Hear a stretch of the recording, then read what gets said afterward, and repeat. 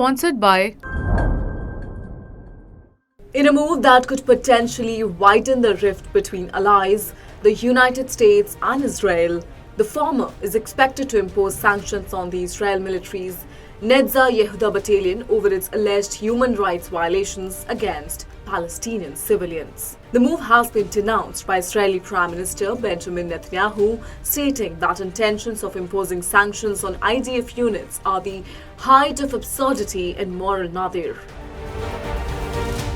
According to the Israeli military, Yoav Gallant has initiated a conversation with U.S. Ambassador to Israel Jack Lew and is also expected to meet U.S. Secretary of State Antony Blinken to discuss the matter.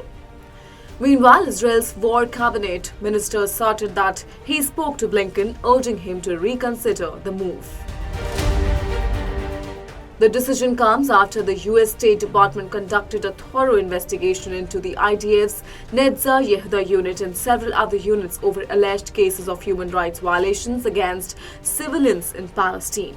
Notably, the Netzah Yehuda unit has been mired in past controversies over human rights abuses, including the death of a Palestinian American citizen, Omar Assad.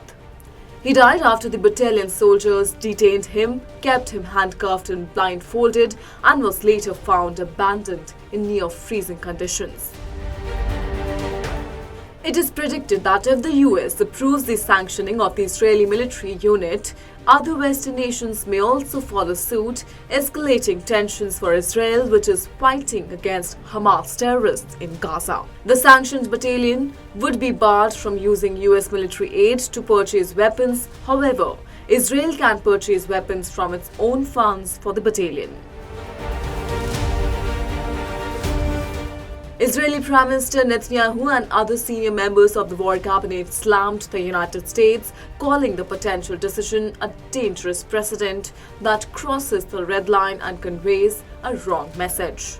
The Defense Minister Yoav Gallant warned the US to reconsider its decision to impose sanctions on the Israeli military. He added that attempts to vilify an entire unit of IDF cast a heavy shadow on the actions of the Israeli military to protect the citizens and thwart terror elements. Yoav Gallant has described the planned sanctions as unjustified, mentioning that sanctioning the Israeli military unit would be a mistake, as this would, in return, harm the legitimacy of Israel at a time when the country is battling Hamas terrorists who had launched a brutal assault against Israel on October 7, 2023.